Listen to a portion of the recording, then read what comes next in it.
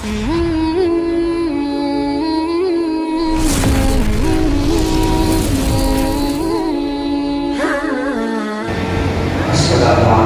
warahmatullahi wabarakatuh.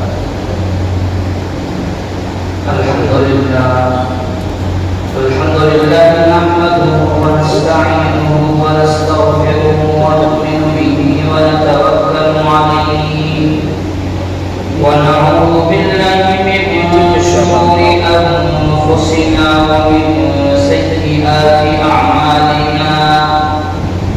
Man yahdihillahu fala mudilla lahu wa man yudlilhu fala hadiya lahu. ونشهد أن لا إله إلا الله وحده لا شريك له ونشهد أن سيدنا وسندنا ومولانا محمدا عبده ورسوله. أما بعد فأعوذ بالله من الشيطان بسم الله الرحمن الرحيم. قال الله تبارك وتعالى في القرآن المجيد والفرقان الحميد. وقال الذين كفروا لرسلهم لنخرجنكم من أرضنا أو لتعودن في ملتنا. فأوحى إليهم ربهم لنهلكن الظالمين ولنسكننكم الأرض من بعدهم ذلك لمن خاف مقامي وخاف وعيد. وقال الله تبارك وتعالى في مقام آخر والمؤمنون والمؤمنات بعضهم أولياء بعض. وقال النبي صلى الله عليه وسلم إن الله لا ينظر إلى صوركم ولا أجسامكم ولكن ينظر إلى قلوبكم وأعمالكم. وقال النبي صلى الله عليه وسلم في مقام آخر من خاف أدلج ومن أدلج بلغ المنزل. ألا إن سلعة الله غالية ألا إن سلعة الله الجنة أو كما قال عليه الصلاة والسلام. اللهم صل على محمد وعلى آل محمد في أول وأوسط وآخر كلامنا. محترم ومعزز سامعین اکرام، عزیزان گرامی اور ملت اسلامیہ کے نوجوان، اللہ تبارک و تعالیٰ کا بڑا احسان ہوا، اللہ کا بڑا شکر ہوا کہ اللہ تبارک و تعالیٰ نے ہم تمام کو احسن تقویم کے ڈھانچے میں ڈالا، اور اللہ تبارک و تعالیٰ کا مزید احسان اور شکر یہ ہوا کہ اللہ تبارک و تعالیٰ نے ہم تمام کو ایسی امت میں پیدا فرمایا. پیدا تو ہم آخر میں ہوئے لیکن تب قیامت کے دن ساری امتیں اور جتنے نبیوں کی امتیں ہیں اللہ تبارک و تعالیٰ سب پر ہم کو گواہ بنا کے کھڑا کرے گا. اللہ تبارک و تعالیٰ نے قرآن مجید کے اندر ارشاد فرمایا فَكَيْفَ إِذَا جِئْنَا مِنْ كُلِّ أُمَّةٍ بِشَهِيدٍ وَجِئْنَا بِكَ عَلَى هَؤُلَاءِ شَهِيدًا. کہ امت تو سب سے آخر میں آئی ہے لیکن اللہ تبارک و تعالیٰ کا قیامت کے دن حشر کے میدان میں امت محمدیہ صلی اللہ علیہ وسلم کو سب پر گواہ بنا کر کھڑا ہے. لیکن بڑے افسوس کے ساتھ، بڑے تعجب کے ساتھ یہ بات کہنی پڑ رہی ہے کہ آج ہم لوگوں کو اپنے مال پر فخر ہے، آج ہم لوگوں کو اپنے خاندانوں پر فخر ہے، آج ہم لوگوں کو اپنے حسب و نسب پر فخر ہے. اور اس سے آگے بڑھ کے اگر کہے جائیں تو آج کے زمانے میں ہم لوگوں کو اپنے ریفرنس پر فخر ہے کہ فلاں بڑے آدمی کے ساتھ میرا تعلق، فلانا بڑا آدمی مجھے جانتا ہے، اور فلانا بڑے آدمی کے ساتھ ہم کھڑے ہو کر فوٹو پکڑ لیتے ہیں اور کہتے ہیں کہ دیکھو اس بڑے آدمی سے میرا تعلق ہے. لیکن بڑے افسوس کے ساتھ یہ بات کہنی پڑتی ہے آج تک ہمیں اس بات پر فخر نہیں ہے کہ اللہ نے مجھے اور آپ کو آپ صلی اللہ علیہ وسلم کی امت میں پیدا کرا. اس بات پر بھی ہمیں فخر ہونا چاہیے، اس بات پر بھی ہمیں اپنے آپ میں یہ فخر محسوس کرنی چاہیے کہ اللہ نے ہمیں آخری نبی کی امت میں پیدا کیا، اور پیدا کرتے کرتے اللہ نے ہمارے ہاتھوں میں جنت کی سرٹیفکیٹوں کو تھما دیا. ہم نے کیا سمجھ لیا کہ مال کی بنیاد پر آدمی کامیاب رہتا ہے، دولت کی بنیاد پر آدمی اپنے آپ کو کامیاب رہتا ہے، اچھی بہترین گاڑی میں سواری میں سفر کر رہا ہے تو وہ اپنے امیج کی بنیاد پر، اپنی گاڑی کی بنیاد پر وہ اپنے آپ میں فخر کرنے لگے گا کہ میں دنیا کی سب سے بہترین گاڑی میں سفر کر رہا ہوں، اور اس جگہ رہتے ہوئے اپنے آپ کو کامیاب سمجھے گا، اپنے آپ کے اونچے مقام میں سمجھے گا. لیکن محترم سامعین، یہ قرآن جو ہمارے لیے ہدایت دیا ہے، یہ قرآن جو ہمارے لیے آب حیات کا کام کرتے ہیں، اللہ نے قرآن مجید کے اندر صاف لفظوں ہر آدمی کو سمجھ میں آنے کی طرح اللہ نے ارشاد فرمایا فمن زحزح عن النار وادخل الجنة فقد فاز.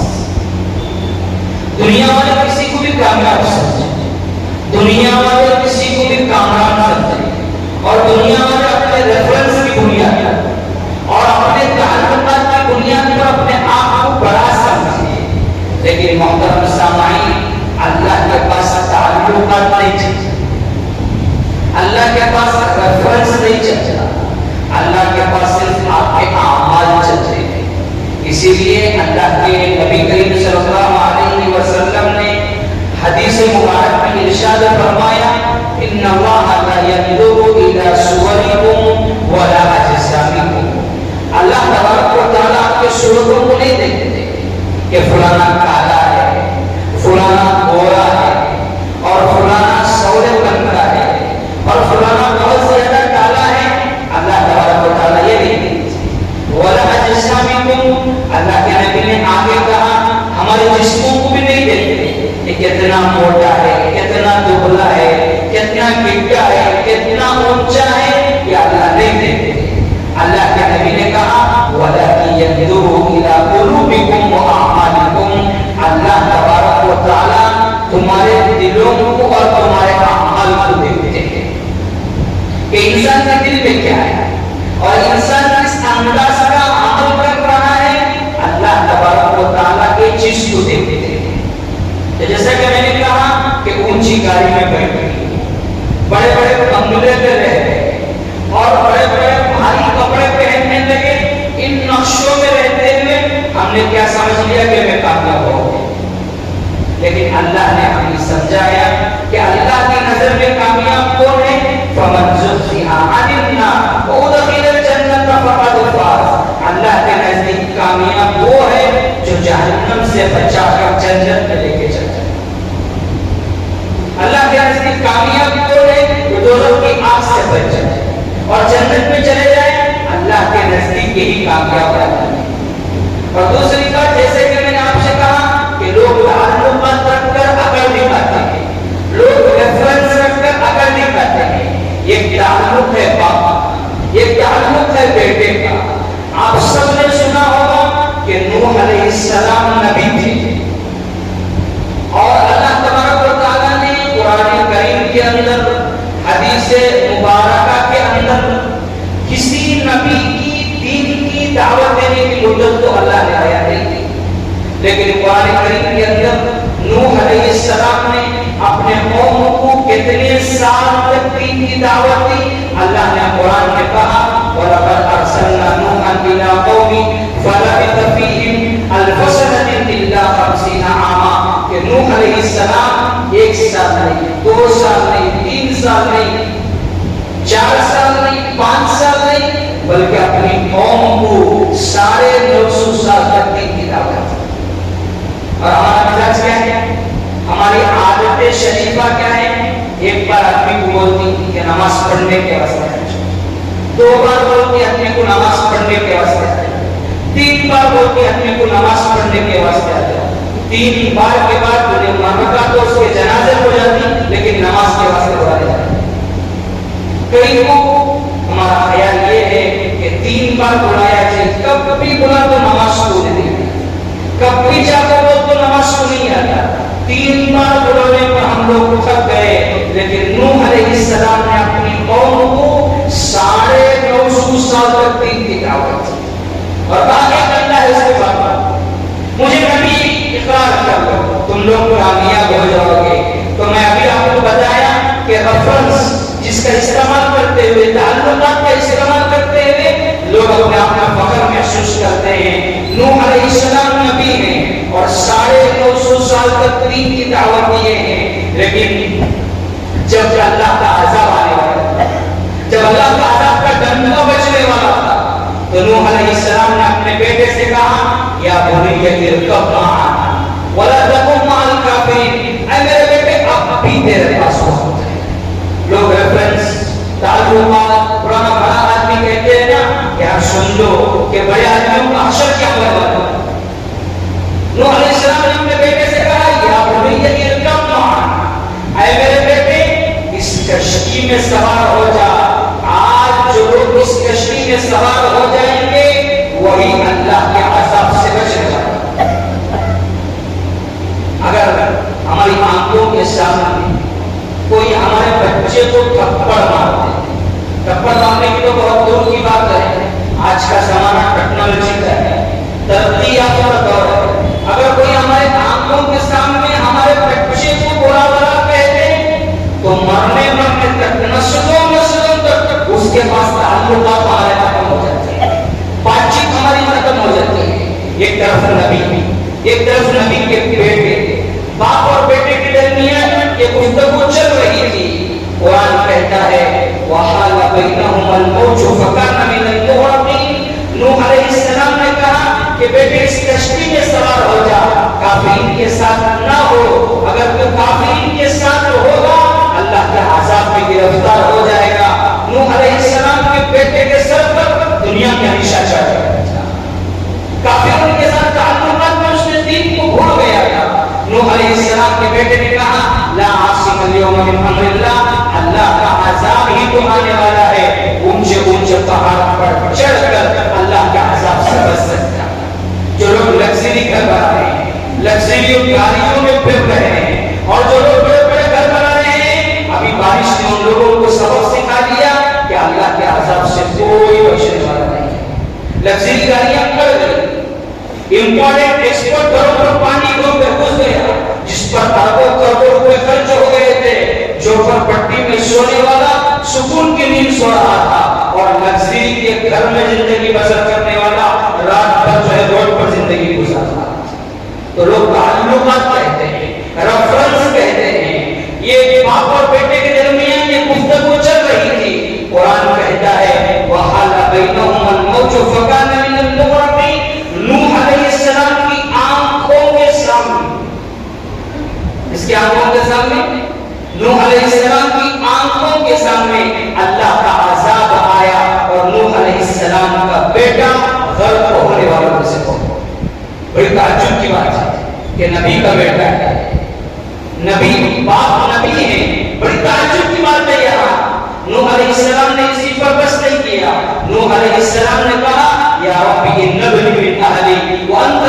الحاکمین، اے اللہ یہ میرا بیٹا میری اہل والوں میں سے ہے اور تو بہترین فیصلہ کرنے والا ہے۔ ذرا سنو، رب نے آسمان سے وحی بھیجی اور کہا قال یا نوح انه ليس من اهلك انه عمل غير صالح، اے نوح تمہارا بیٹا جسے تم اپنا بیٹا سمجھ رہے ہیں وہ تمہاری اہل والوں میں سے نہیں ہے۔ اور اللہ نے آگے کہا انه عمل غير صالح، اے نوح اس کے اعمال میرے نزدیک اور میرے دربار میں قابل قبول کے لیے نہیں تھے۔ اور اللہ نے اپنے نبی کو آگے وہی بھیجی اور کہا فلا تسألنی ما لیس لک به علم، اے نوح ایسی چیز کے بارے میں سوال نہ کرنا جس کا تمہیں علم نہیں ہے۔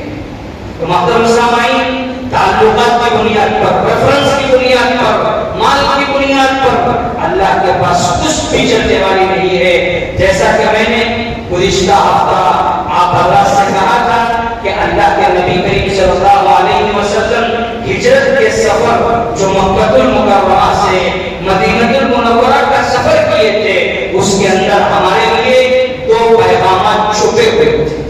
پہلا پیغام جیسا کہ میں نے آپ کو گزشتہ ہفتے کہا، اللہ کے نبی کریم صلی اللہ علیہ وسلم مدینہ المنورہ پہنچنے کے بعد سب سے پہلے اللہ کے نبی نے جو کام کیا تھا، قرآن کہتا ہے لا تقم فیہ ابدا لمسجد اسس علی التقوی من اول یوم احق ان تقوم فیہ۔ اللہ کے نبی کریم صلی اللہ علیہ وسلم مدینہ المنورہ پہنچنے کے بعد سب سے پہلے اسلام کی بنیاد کو مضبوط کیا۔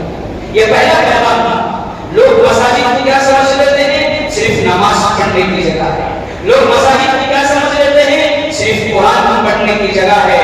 محترم سامعین، یہ آسمان و زمین کا وجود، یہ چاند و سورج کا وجود انہی مساجد کی بقا سے باقی ہے۔ اگر دنیا میں یہ مساجد نہ ہوتے، اگر یہ مساجد، یہ مدارس نہ ہوتے تو ہم نے کلمہ پڑھنے والے بہت ہی مشکل سے آپ کو ملتے۔ اور میں ڈنڈے کی چوٹ پر یہاں تک بھی آپ کو کہتا ہوں، اگر یہ مساجد نہ ہوتے، یہ مدارس نہ ہوتے، ہمارے لیے جنازہ کرانے کے لیے امام میسر نہ ہوتے۔ تو اسلام کی بقا، اسلام کی حفاظت اور اسلام کی عزت انہی مساجد سے وابستہ ہے اور انہی مدارس سے وابستہ ہے۔ اور جس دن یاد رکھیے یہ بات، جس دن دنیا سے یہ مساجد کا وجود ختم ہوگا اور یہ مدارس کا وجود ختم ہوگا، اس دن دنیا کی باقی رہنے کی کوئی علامت باقی نہیں رہے گی۔ تو اللہ کے نبی کا پہلا پیغام تھا کہ اپنے مساجد کو مضبوط کرنا ہے۔ اللہ کے نبی نے مدینہ المنورہ پہنچنے کے بعد اپنے لیے گھر تعمیر نہیں کیا۔ اگر چاہتے اپنے لیے شاندار گھر بنواتے، اگر چاہتے اپنے لیے شاندار محل تعمیر کرتے، لیکن اللہ کے نبی نے پہلی مسجد، قرآن کہتا ہے لمسجد اسس علی التقوی، تقوی کی بنیاد پر جس مسجد کی بنیاد رکھی گئی تھی وہ مسجد قباء تھی۔ اور دوسرے نمبر پر بھی اللہ کے نبی نے دو یتیم بچوں سے مسجد نبوی کی زمین خریدی، اور خریدنے کے بعد جو ہے اللہ کے نبی نے جو ہے اپنے صحابہ کو ساتھ رکھتے ہوئے اس مسجد کی تعمیر کروائی۔ اور ہجرت کے واقعے سے دوسرا ہمارے لیے بہت ہی اہم پیغام اور بہت ہی اہم اس کا مطلب یہ ہے کہ اللہ کے نبی کریم صلی اللہ علیہ وسلم جب مدینہ المنورہ آ گئے تھے تو اللہ کے نبی کا اصلی جو گھر تھا وہ مکہ تھا، اور صحابہ کا جو اصلی گھر تھا وہ بھی مکہ تھا۔ مکے کے اندر صحابہ کے لیے گھر موجود تھے، بزنس موجود تھے، تجارتوں کے لیے وہاں ان کے لیے دکانیں میسر تھیں۔ آج ہمارے نعرہ ہے اور ہماری عادت ہے کہ ہم یہ کہتے ہیں کما رہے ہیں، اللہ خوب دے رہا ہے، رکھنے کے لیے جگہ نہیں ہے، پھر بھی ہم کہتے ہیں کہ ذرا بزنس چل رہے ہیں، ذرا بزنس کم ہے، ذرا پیسہ نہیں ہے، ہماری عادت ہے۔ لیکن صحابہ کا نعرہ تھا، صحابہ خرچ کرتے کرتے مالدار ہو گئے تھے اور ہم کماتے کماتے فقیر ہو گئے۔ ہماری زندگی ہے کما رہے، اللہ خود دے رہا ہے، لیکن پھر بھی غربت کا اظہار کر رہے ہیں۔ لیکن صحابہ خرچ کرتے کرتے کچھ بھی نہیں تھا، ایک کھجور تھا، وہ کھجور بھی دے رہے ہیں، میرے پاس نہیں ہے۔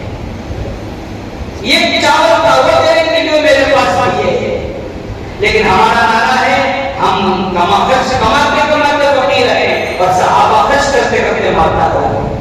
تو ہجرت کا واقعہ کہ صحابہ کے لیے مکے میں ساری چیزیں میسر تھی، گھر میسر تھا، بیوی میسر تھی، بچے میسر تھے، دکان میسر تھے، لیکن صرف اپنے مفاد کے لیے نہیں اور اپنی عزت کو بڑھانے کے لیے نہیں. ہجرت جو صحابہ نے کی وہ اسلام کی سربلندی کے لیے، اسلام کی بلندی کے لیے صحابہ نے مکہ المکرمہ کو چھوڑا اور مدینہ المنورہ کی طرف روانگی کی. اور یہ ایسا واقعہ ہے کہ اسلام کی بقا، یہ دین کی بقا، یہ اسلام کی حفاظت اس واقعے سے وابستہ ہے.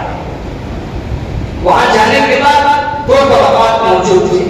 اللہ کے نبی نے دونوں طبقات کو بلایا اور بلا کر کہا کہ دیکھو ایک طرف انصار ہے اور ایک طرف مہاجر ہے. اب لوگ کہیں گے کہ کیا حضرت نئی کی بات بول رہے نا کہ انصار کو سی چڑیا کا نام، یہ مہاجر کو سی چڑیا کا نام. تو محترم سامعین، انصار ان صحابہ کو کہتے ہیں جو مدینے کے رہنے والے تھے اور مہاجر ان صحابہ کو کہتے ہیں جو مکہ المکرمہ سے مدینہ المنورہ کی جانب ہجرت کی.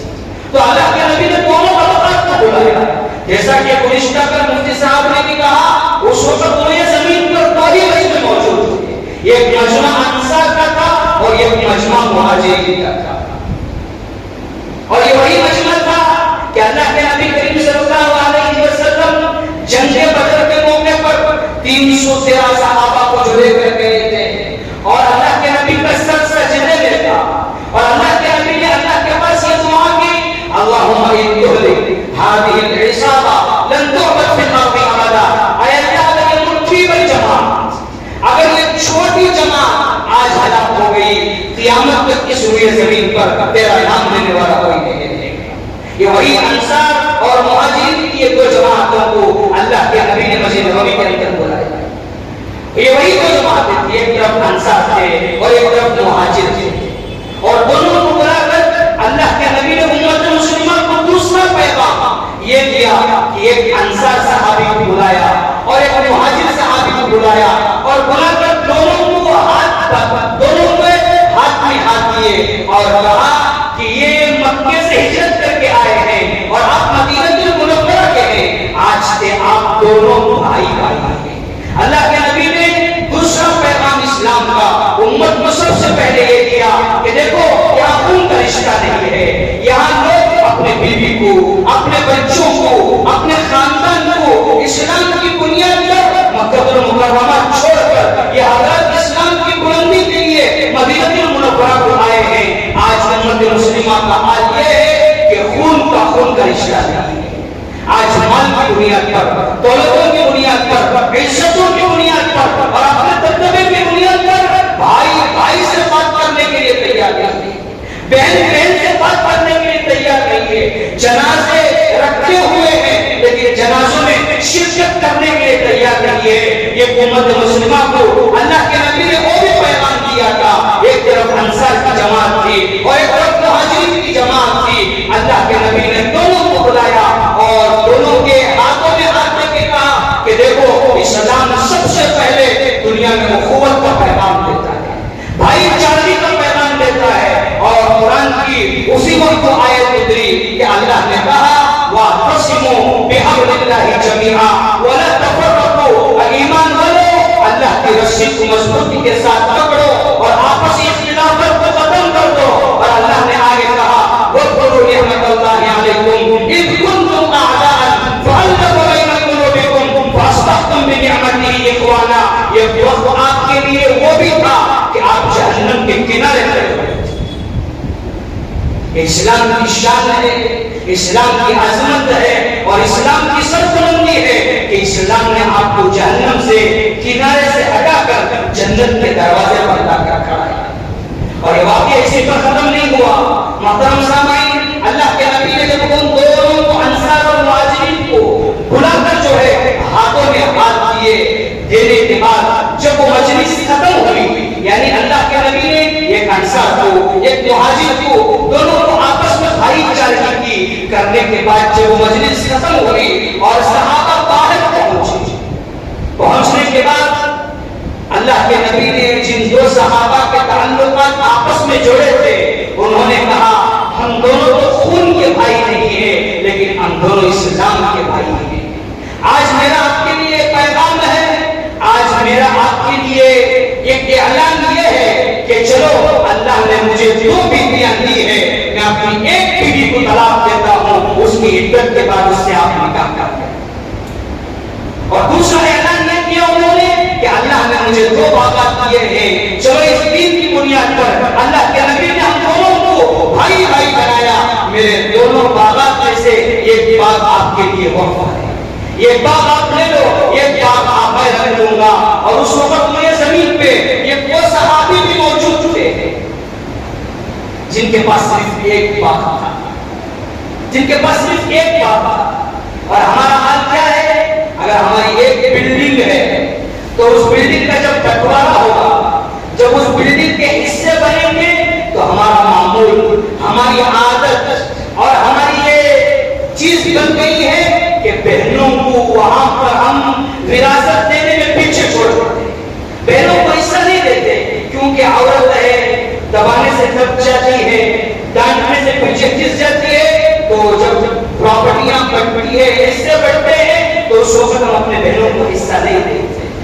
تو میں بتا رہا تھا اس وقت وہ یہ زمین پہ وہ صحابی بھی موجود تھے جن کے پاس صرف ایک باغ میں حصہ تھا، اور وہ اپنے مہاجر صحابی کو لے جاتے ہیں اور باغ کے سامنے کھڑا کرتے ہیں اور کھڑا کر کے کہتے ہیں کہ دیکھو بھائی، اللہ نے صرف مجھے ایک باغ دیا ہے، اور نبی کریم صلی اللہ علیہ وسلم نے مسجد نبوی کے اندر ہم دونوں کو بھائی بھائی بنایا ہے، چلو ایک کام کریں گے، اللہ کے لیے میں اپنا آدھا باغ آپ کو دے دیتا ہوں، آدھا باغ میں آپ کو دے دیتا ہوں اور آدھا باغ میں رکھ لیتا ہوں۔ لیکن ہماری عادت اور ہمارا مسئلہ یہ ہے کہ جب پراپرٹیوں کی بات آتی ہے، جب وراثت کی بات آتی ہے، تو آج ہم لوگ اس مسئلے میں یہاں تک آ کر پہنچ گئے ہیں، ہمارے فیصلے ایسے لوگ کرنے کے لیے بیٹھتے ہیں جن کو اسلام کے الف سے تعلق نہیں ہے، جن کو مسلمانوں کے میم سے تعلق نہیں ہے۔ اللہ کے نبی نے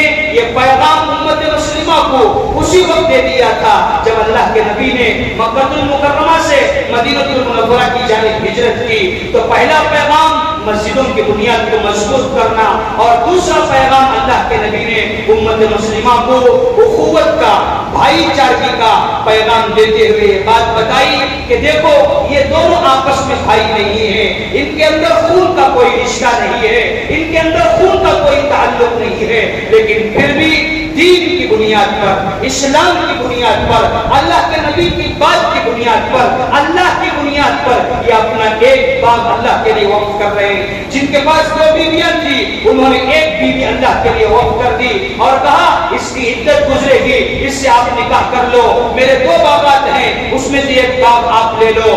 اور دنیا نے وہ وقت بھی دیکھا کہ ایک وہ صحابی وہ بھی موجود تھے جن کے پاس صرف ایک باغ میسر تھا، اور یہ صحابی کو اس بات پر شک نہ آئے، اس لیے انہوں نے اس صحابی کا ہاتھ پکڑا اور پکڑ کر باغ کے سامنے لے کے گئے اور کہا کہ دیکھو اللہ کو حاضر و ناظر مانتا ہوں، اللہ نے مجھے ایک باغ دیا ہے، اس میں سے آج آدھا آپ کا اور آدھا میرا۔ یہ پیغام اللہ کے نبی نے دیا، لیکن ہمارا حال، ہماری عادتیں آج پراپرٹیوں کی بنیاد پر، وراثت کی بنیاد پر، مال کی بنیاد پر، باپ یا ماں کا انتقال ہو گیا تو ایک بیٹا کہتا ہے زندگی بھر میں نے اپنی ماں کو دیکھا، آج اس کا مال میرے پاس ہے۔ ایک بیٹا کہتا ہے کہ تو نے ماں کو بھیجا نہیں، اس میں میرا کیا تعلق ہے؟ اور ہمارا حال یہ ہے کہ جب ہم یہ بٹوارے میں بیٹھتے ہیں، وراثت کی تقسیم میں بیٹھتے ہیں، تو ایسے مسائل پیش آتے ہیں کہ بھائی کا چہرہ دیکھنے کے لیے گوارا نہیں، باپ کا چہرہ دیکھنے کے لیے گوارا نہیں، ماں جو ہے وہ اپنی بیٹی کا چہرہ دیکھنے کے لیے گوارا نہیں۔ تو اللہ کے نبی نے اس ہجرت کے واقعے سے امت مسلمہ کو یہ پیغام دیا کہ وہ لوگ خون کا رشتہ نہ ہونے کے باوجود اور خون کے تعلقات نہ ہونے کے باوجود دین کی بنیاد پر اپنا سارا کچھ دے رہے ہیں، اپنا سارا کچھ لگا رہے ہیں، لیکن ہم خون کے رشتے ہو کر آپس میں لڑنا، آپس میں جھگڑنا، اور یہ مال جس کی بنیاد پر امت مسلمہ میں آج سارے واقعات رونما ہو رہے ہیں، ایک چھوٹی حدیث سنا دوں گا اور اپنی بات ختم کر دوں گا کہ قیامت کے قریب اللہ کے نبی کریم صلی اللہ علیہ وسلم نے حدیث مبارکہ میں ارشاد فرمایا، بخاری کی روایت ہے، کتاب الفتن کے اندر بیان کیا ہے، اللہ کے نبی نے کہا قیامت کے قریب ایک ایسا وقت آئے گا، ایک ایسی گھڑی کو آپ دیکھیں گے، ایک ایسے لمحے کو آپ دیکھیں گے کہ آپ کے پاس اتنا مال ہوگا، اتنا مال ہوگا، اتنا مال ہوگا کہ آپ اپنے بھائی کی قبر کے پاس جائیں گے اور کہیں گے اس وقت کاش میں قبر میں ہوتا اور تو اوپر ہوتا، کتنا اچھا ہوتا، اس مال کی بنیاد پر میں نے تجھے اپنے قبر کے اندر بھیج دیا۔ قیامت کے قریب ایسا وقت آئے کہ بھائی کی قبر پر سے گزر ہوگا اور کہے گا کاش میں نیچے ہوتا تو اوپر ہوتا، کتنا بہتر ہوتا۔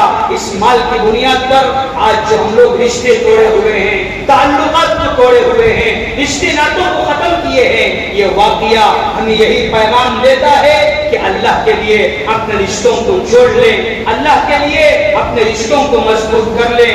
قرآن کی وہ آیت ہمارے لیے قابل عبرت ہے کہ قرآن نے کہا وَاعْتَصِمُوا بِحَبْلِ اللَّهِ جَمِيعًا، اے ایمان والو اللہ کی رسی کو مضبوطی سے پکڑ لو، وَلَا تَفَرَّقُوا، اور آپسی اختلافات کو ختم کر دو۔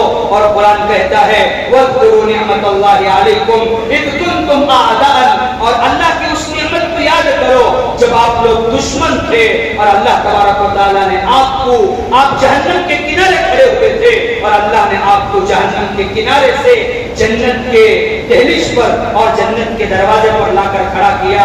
خدا کے لیے کوئی ایسا واقعہ نہ کرنا کہ ہمارے فیصلے اور ہمارے ججمنٹ اور ہمارے جو ہے پراپرٹیوں کے فیصلے ایسے لوگوں کے پاس جائے جن کو اسلام کے الف سے واسطہ نہیں ہے، مسلمانوں کے میم سے واسطہ نہیں ہے، اور شریعت کے شین سے واسطہ نہیں ہے، اور قرآن کے قاف سے واسطہ نہیں ہے۔ آج مسلمان ان لوگوں کے پاس جا کر اپنے ہاتھ بندے کھڑے کریں اور سر جھکائے کھڑے ہیں کہ میرا یہ مسئلہ ہے، حل کر۔ آپ کا مسئلہ تو قرآن حل کرے گا، آپ کا مسئلہ تو حدیث حل کرے گا۔ اسی لیے قرآن کہتا ہے کہ اللہ کی رسی کو مضبوطی کے ساتھ پکڑ لو اور اللہ کی طرف لوٹ کر آؤ۔ ہجرت کا دوسرا پیغام یہی ہے کہ پہلا پیغام مسجدوں کو مضبوط کرنا تھا اور دوسرا پیغام آپس میں اللہ کے نبی نے بھائی چارگی کو ایک اسلام کا اونچا مقام دیا۔ ایک طرف انصار تھے اور ایک طرف مہاجر تھے، یہ دونوں حقیقت میں آپس میں بھائی نہیں تھے، لیکن یہ دونوں بھائی ہوئے اسلام کی بنیاد پر اور اپنا سارا کچھ جو ہے وہ اسلام کے لیے لگا دیا۔ دعا فرمائیں اللہ تبارک و تعالی ہم تمام کو بھی کہیں سنی باتوں پر عمل کرنے کی توفیق نصیب فرمائیں اور اللہ تبارک و تعالی ہمارے مسائل کو حل فرمائیں، جیسا کہ آپ تمام حضرات کے علم میں یہ بات ہے۔ اور کل بھی جو ہے جو ہمارے مسجد کے اندر مسجد کی دعائیہ مجلس تھی، اس کے ذریعے سے آپ کے دماغوں میں ایک بات ہے کہ انشاءاللہ جس مسجد کی چھت کے نیچے ہم بیٹھے ہوئے ہیں، انشاءاللہ ابھی 10 دن 15 دن کے اندر یہ مسجد جو ہے وہ شہید ہو جائے گی۔ اور جیسا کہ گزشتہ کل آپ نے سنا بھی تھا کہ اللہ کے نبی کی وہ حدیث بھی ہے کہ اللہ کے نبی نے کہا من بنا للہ مسجدا بنا اللہ لہ بیتا فی الجنہ، جو دنیا میں اللہ کا گھر تعمیر کرے گا اللہ جنت میں اس کے لیے اپنا گھر تعمیر کریں گے۔ اور حقیقت میں یہاں ہم لوگ جو لگژری گھر، جو مرسیڈیز کاریں اور جو بینز کاریں یہ سب رکھے ہوئے ہیں، یہ حقیقت میں کامیابی کے نقشے نہیں ہیں۔ تھوڑی بارش ہوئی ساری ہماری آرامگیاں اڑ گئی تھی۔ اصل ہمارا گھر جو تعمیر ہونا ہے وہ جنت میں تعمیر ہونا ہے۔ تو اسی لیے ان قریب یہ مسجد جو ہے انشاءاللہ شہید ہوگی۔ اور کل آپ حضرات نے مسجد کا نقشہ بھی دیکھا، میں نے گزشتہ ہفتے بھی آپ حضرات سے کہا تھا کہ مال دینا، اپنا سارا گھر لا کے یہاں ڈال دینا یہ کوئی ضرورت نہیں ہے۔ اللہ نے آپ کو جتنی طاقت دی ہے، جتنی قوت دی ہے، آپ اپنے لیے نہیں دے رہے ہیں بلکہ اللہ کے گھر کے لیے۔ اور یہاں بیٹھ کر میں اپنے گھر کو بننے کے لیے کوئی بات نہیں کہہ رہا ہوں، بلکہ یہ گھر اللہ کا ہے۔ آپ یہاں اللہ کے گھر کے لیے ایک ایک روپے بھی لگائیں گے، کل وہاں محلوں کو دیکھیں گے، کل وہاں جنت میں خوبصورت وادیوں کو دیکھیں گے.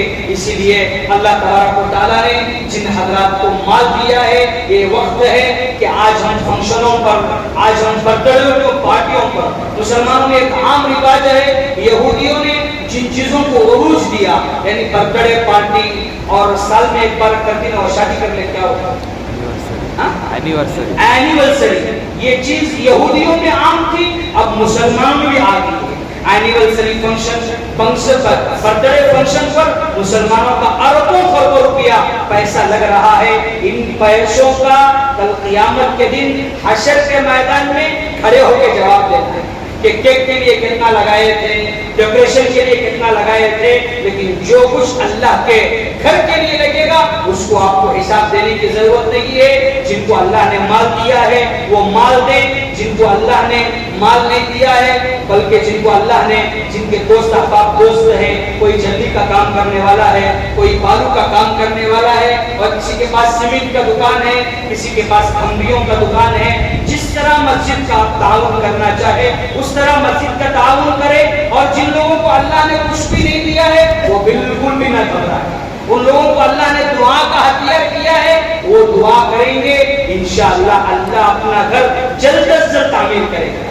دعاؤں میں وہ اثر ہے کہ آپ کی دعاؤں میں اللہ نے وہ طاقت دی ہے کہ آپ کو اللہ نے کچھ نہیں دیا، لیکن آپ دعا کریں گے، آپ کے ہاتھ نیچے رکھنے سے پہلے اللہ ان مسائل کو حل کر دیں گے. تو اسی لیے آپ تمام سے گزارش ہے کہ آپ کو جس انداز میں تعاون ہو مسجد کا تعاون کریں. دعا فرمائیں. جو کچھ کہا گیا ہے، جو کچھ سنا گیا ہے، اللہ تبارک و تعالی ہم تمام کو اس پر عمل کرنے کی توفیق نصیب فرمائے.